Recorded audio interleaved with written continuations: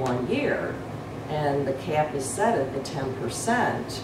You can't stop the remaining 4 from retiring, but they will be retiring with a discounted annuity. They won't pay penalty, but they will never get the same level of pension annuity as the individual who is lucky enough to fall within your cap. Because within the cap, the penalties are assessed. Absolutely, They're buying you can't out do anything about it. And they can be costly, because if somebody goes out at the age 55 with a minimum years of service, it's approximately 120 17.5 percent of salary. It's huge.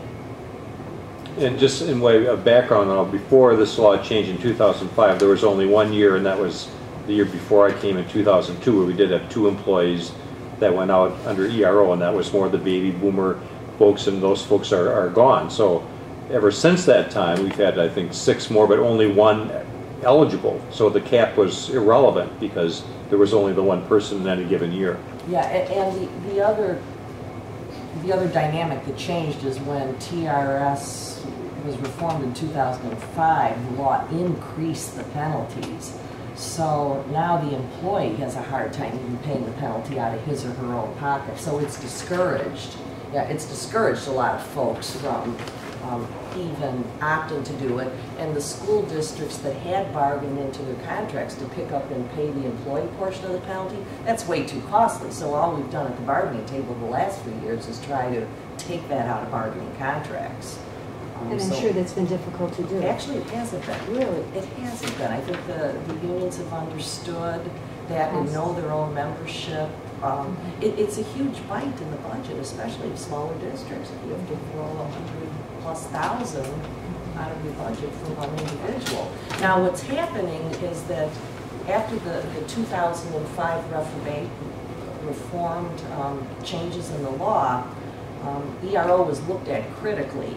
So it is about to sunset, potentially. The law ordered that there be a study undertaken by TRS of the whole ERO system, its advantages, the actual aerial value, and I'm bad on dates, 2012, 14. Yeah, it will potentially be terminated in 2013. Well, it sunsets, they may change it, yeah. Or maybe renegotiated right, by I call this a sunset law. Or maybe renegotiated by the teachers union. There's no guarantee. Well, see, the current law sunsets, but it may be renegotiated. I would like to understand something, though, just a little bit further.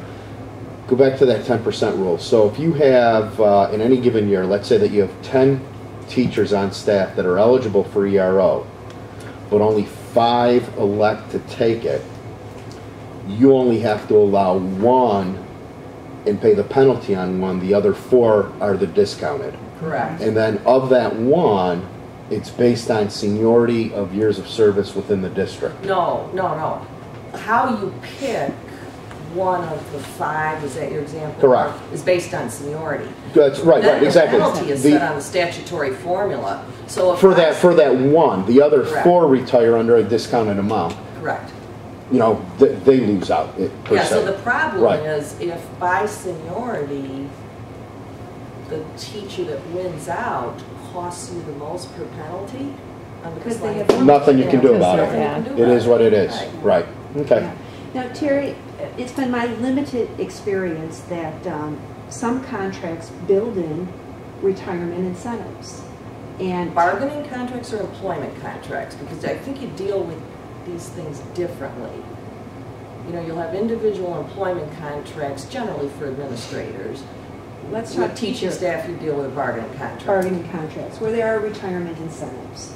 And that I've seen where ERO is actually tied to those financial incentives, and that it's a trade-off. Yes, it's becoming rarer. There was a theory in some districts 5-7 years ago that it would be optimum to encourage teachers to go out at the first possible opportunity. You know, when they're first eligible under ERO or under regular retirement at age 60. So some districts craft incentives that would sort of help promote that. I rarely saw that with ERO because the penalty has always been around. So why would you prompt people to go out in Right. the ERO years when you have a penalty? And I think that's based on interpretation, because I've looked at a lot of the same contracts, and my interpretation is I'll pay you not to retire and wait 5 years. Yeah, oh yeah, I've seen more of those, Right. absolutely. That's my interpretation of the contract, not, hey, leave early. Correct. No, not leave early, but if we're agreeing to this and then you do decide to go out under ERO, I can't help wonder if that's what you're referring to, Karen, with these promissory notes. I mean, under what conditions Well- was your research, Karen, or Terry's, was was from something Terry's. Terry had said about? I had said Okay. it too, and again, it's in two different contexts. You see some collective bargaining contracts that will include promissory notes. And I'm talking about all retirement, whether it's ERO or regular retirement, because if districts are going to do some of the bumps that are so popular now, bump a teacher's salary up to the maximum of the 6%, and somebody leaves early, and that causes you then, leaves such that you incur either a 6% penalty because the last 4 years exceeded the TRS level, or they go out so that you're now subject to an ERO penalty. Districts want some payback for that. The problem is the legislature will not allow the board, any school board, to impose or require a payback of the ERO penalty or the 6% penalty. That cannot be imposed on an individual, a teacher or administrator. So the best you can do is get some payback of maybe the 6% bumps, the difference between what the regular salary would have been and the bumped up salary.